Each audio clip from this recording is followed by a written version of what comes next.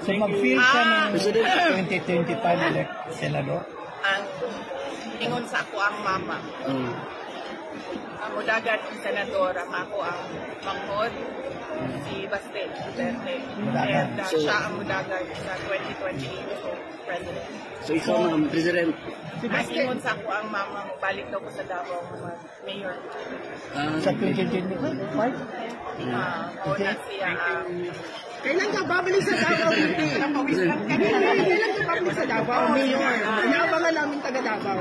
Kailan next year? pag-uusapan namin. So, wala kayo diyang magre-resign tayo as VP. Wala namang ganong usapan.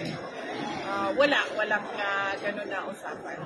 So next year noon, 2025, mayroon kayong senador campaign?